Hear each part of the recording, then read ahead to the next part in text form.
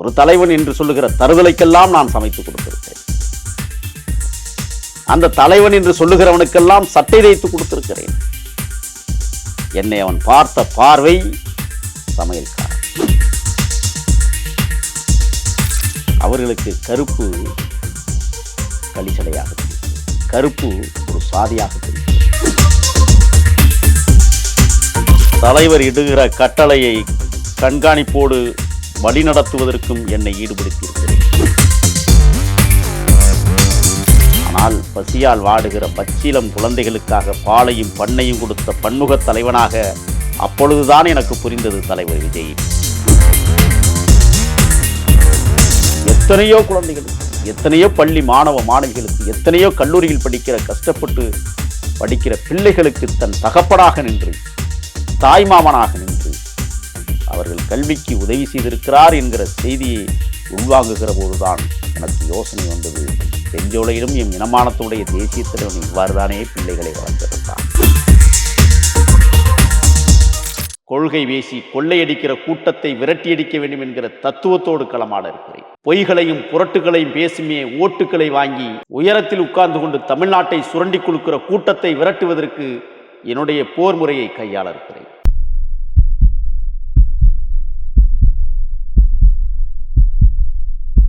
இன்னைக்கு நம்ம யார சந்திச்சு பேச போறோம்னா, டிவிகேல இருந்து முகில் வீரப்பன் ஐயாவை சந்திச்சு, எப்பவுமே வேற மாதிரி இன்ட்ரோ கொடுப்போம். இனிமே வந்து டிவிகே முகில் வீரப்பன் அப்படின்னு தான் சொல்லணும். சோ அவரை சந்திச்சு எப்படி நீங்க அதுல போய் ஜாயின் பண்ணீங்க, என்ன மாதிரியான மேஜிக் எல்லாம் நடந்தது அப்படின்னு கேட்டு தெரிஞ்சுக்கலாம் வாங்க. வணக்கம் ஐயா. வணக்கம்.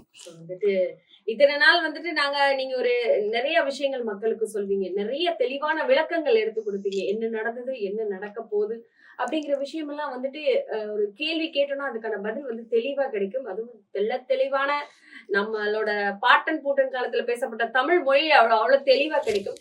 டிவிக்கில இணைஞ்சிட்டாரா முகில் வீரப்பன், டிவிக்கில போய் ஜாயின் பண்ணிட்டாருப்பா அப்படின்னு சொல்லிட்டு எல்லா இடங்களிலும் அந்த புகைப்படம், அந்த போட்டோ, விஜய் அண்ணன், அதாவது டிவிகே தலைவர் விஜய் அவர்களோட எடுத்த போட்டோ வந்து எல்லா இடத்துலயும் பரவுச்சு. உங்களுக்கு யாரு கால் பண்ணா, வாங்க நீ யாரு கூப்பிட்டா, அதுக்கப்புறம் என்னெல்லாம் நடந்தது அப்படின்னு நீங்க உங்க வாயால சொன்னீங்கன்னா நாங்களும் மக்களும் கேட்டு ரொம்ப சந்தோஷப்பட்டுப்போம். தமிழகம் வியக்க வைக்கிற வகையில் தமிழகத்தின் வெற்றி கழகம் தமிழ்நாடு மட்டுமல்ல, தமிழர்கள் வாழ்கிற நாடெல்லாம் பரவி இருக்கிற பேர் இயக்கமாக இன்றைக்கு உருவாகி கொண்டிருப்பதை உற்று நோக்கி தான் களமாடுவதற்கு முதல் கள வீரனாக பயணிக்க தொடங்கியிருக்கிறேன். தலைவர் இடுகிற கட்டளையை கண்காணிப்போடு வழிநடத்துவதற்கும் என்னை ஈடுபடுத்தியிருக்கிறேன். கடைசி தொண்டனாக ஒரு மாலை நேரத்து வெயில், சிங்கார சென்னையின் 5 பள்ள சாலைகளில் நடந்தே போனேன். ஒரு அழைப்பு, இறைச்சல் ஒரு பக்கம், சுகமான சுமைகள், நடப்பதில் வருத்தம். வணக்கம். யாருங்க? நான் ராஜ்மோகன் பேசுறேன் ஐயா.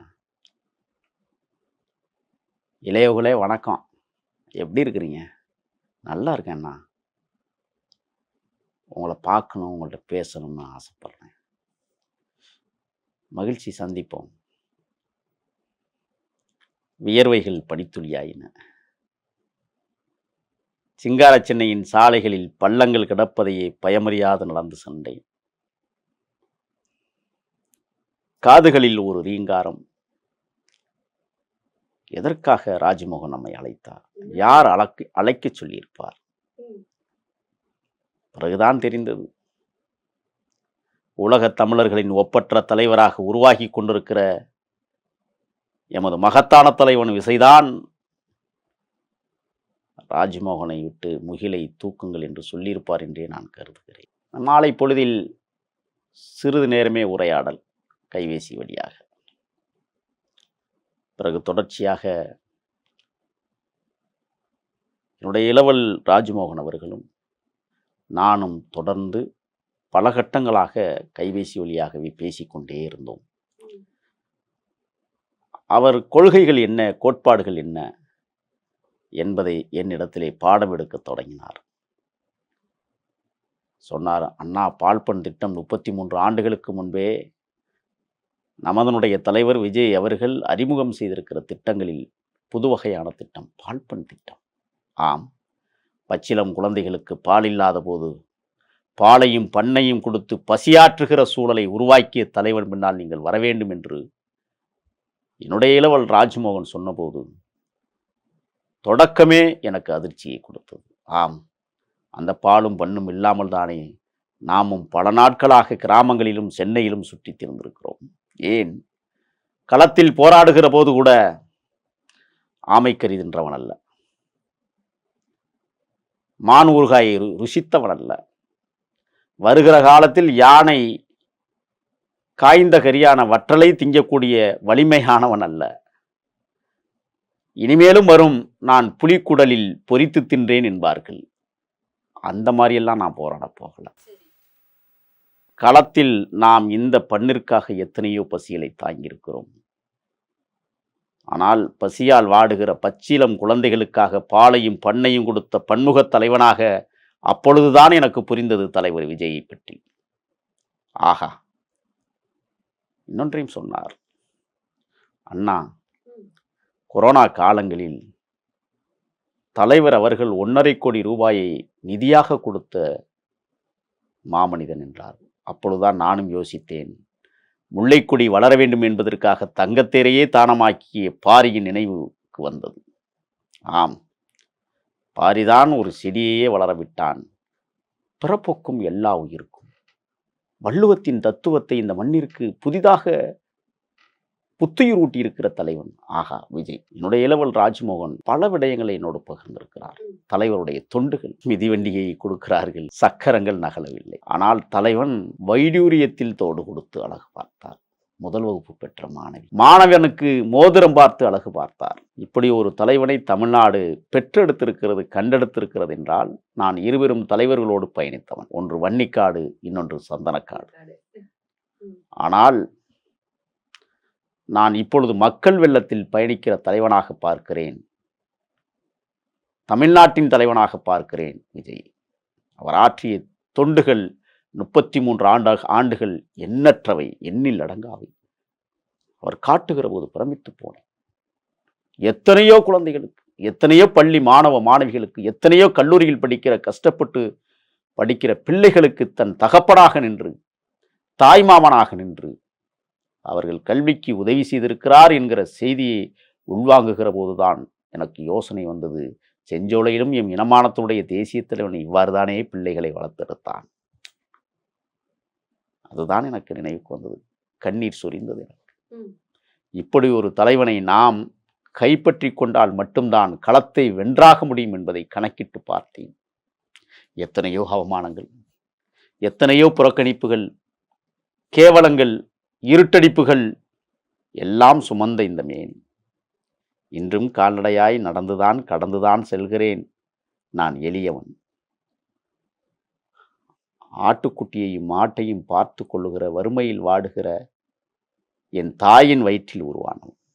இன்றும் படுத்த நிலையில் இருக்கிற வயதுயகம் அடைந்த என் தந்தை எப்படியாவது தன் பிள்ளை ஒரு உயர்ந்த பீடத்திற்கு வந்துவிட மாட்டானா என்று இன்றளவும் கனவு காண்கிற சூழல். கட்டிலில் படுத்துக்கொண்டேன். நேற்று தான் என்னிடத்திலே ஊர்ல இருந்து அம்மாவும் அப்பாவும் சொன்னாங்க. நான் சொல்லல. நான் எப்போதுமே அம்மா எண்ணற்ற விடுதலை புலிகளுக்கு சோறூட்டிய தாய். ஒரு முறை என்னை கைது செய்து சிறையில் அடைக்கிற போது உளவுத்துறையினுடைய ஒரு நண்பர் போய் வீட்டை பார்க்கிறார். உள்ளே தேசிய தலைவனின் படம் இருந்தது.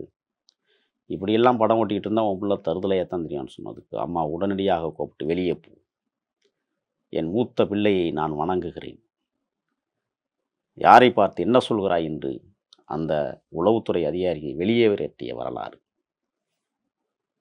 எனது தந்தையார் ஒழுகப் போனாலும் சிறுக காசு கிடைத்தாலும் வந்து தங்கியிருக்கிற புலிகளுக்காகவே ரேஷன் அரிசியை போட்டுறாத, பிள்ளைகளுக்கு நான் போயிட்டு கல்சர் பொன்னி வாங்கிட்டு வந்துடுறேன் என்று கால்நடையாகவே போய் நடந்து கல்சர் பொன்னியை வாங்கி கொண்டு கஞ்சியாச்சி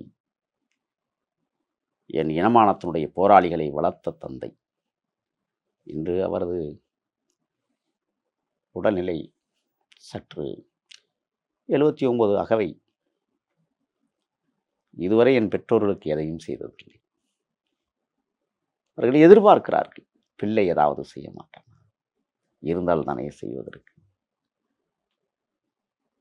அப்பா ஒரு ஆட்டுக்குட்டி வித்திருக்கிறேன், அப்பாவுக்கு டாக்டர் செலவு பத்தலாம், எப்போ ஒரு 2000 இருக்காப்பா கெஞ்சுவார்கள். இருக்கிற போது அப்பாவுக்கு அனுப்பி வைப்பேன், இல்லாத போது மௌனமாக இருப்பேன். என்ன செய்வது? கருவேலங்காட்டில் பிறந்த என்னை இன்றைக்கு தமிழர்களுக்கு அடையாளப்படுத்தி இருக்கிற மாபெரும் மகத்தான தலைவன் விஜய் எத்தனை இயக்கங்களில் பயணித்திருக்கிறார். எப்படி இருக்கு சார்? இவ்வளவு கஷ்டப்பட்டிருக்கீங்க, ரோட்லயே நடந்து இன்ன வரைக்கும் நடந்துதான் போறேன்னு சொல்றீங்க. இந்த மாதிரியான ஒரு விஷயம் டிவிக்கு நம்மளுக்கு ஒரு ஒரு பதவியெல்லாம் சொல்ல முடியாது, ஒரு இடம். அந்த டிவிகே கட்சியில நம்மளுக்கு ஒரு உரிமையான இடம் கொடுத்திருக்கிறாரு டிவிகே தலைவர் விஜய் அவர்கள்.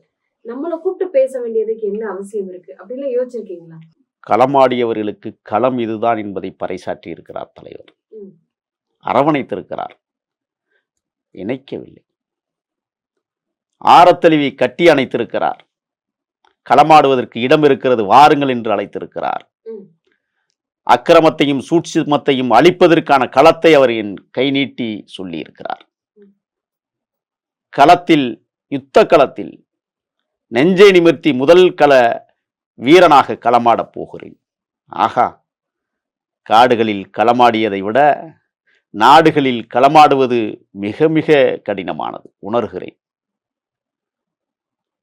கொள்கை வீசி கொள்ளையடிக்கிற கூட்டத்தை விரட்டியடிக்க வேண்டும் என்கிற தத்துவத்தோடு களமாட இருக்கிறேன். பொய்களையும் புரட்டுகளையும் பேசுமே ஓட்டுக்களை வாங்கி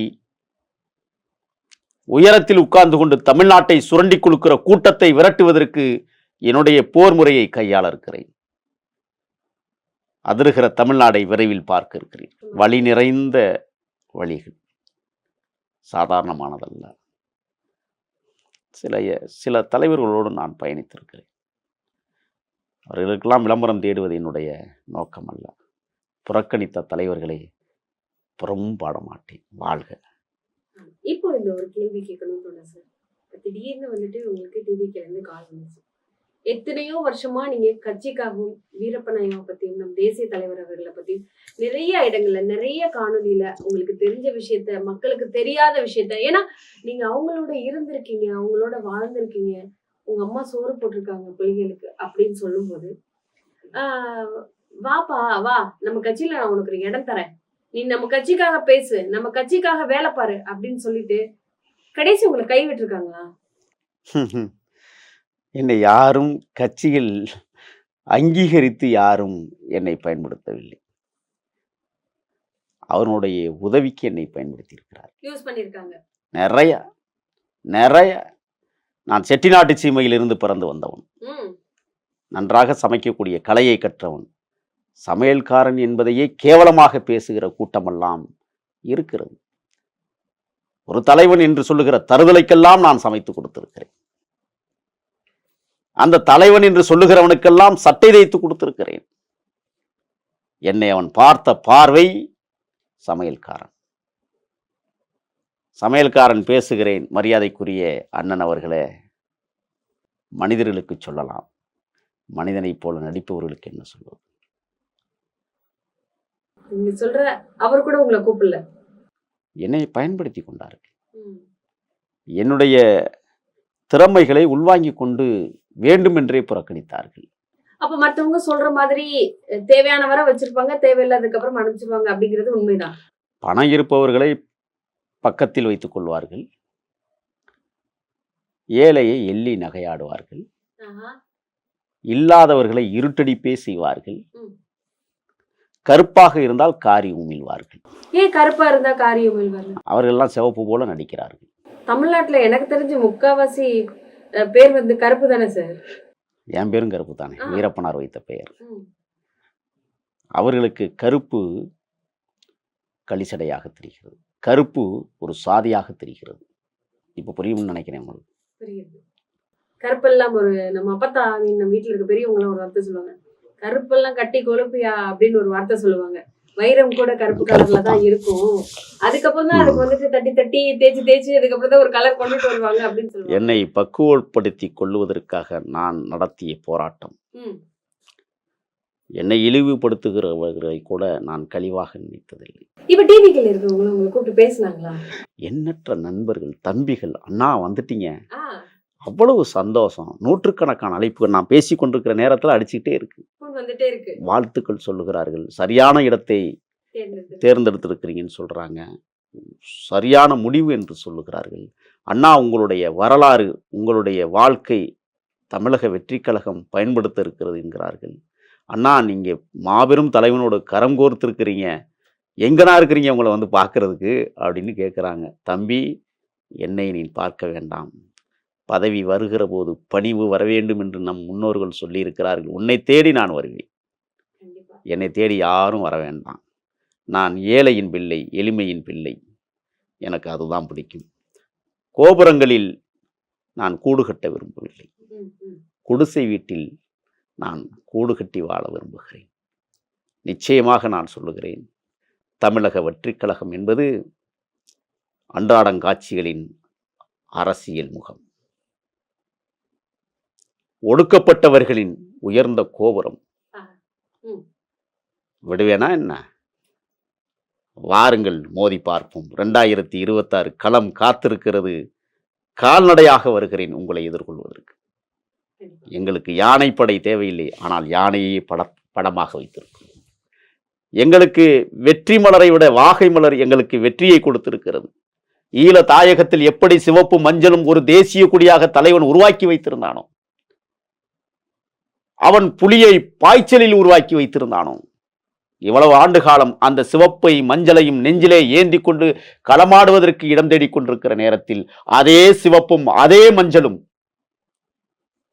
களத்தில் போராடுகிற என் போராளிகள், எங்களது பொடியன்கள் வீர மரணம் அடைந்து அவன் விதைக்கப்படுகிற போது அவன் காலடியில் காந்தல் மலரை சூடி கண்ணீர் சொரியுமே.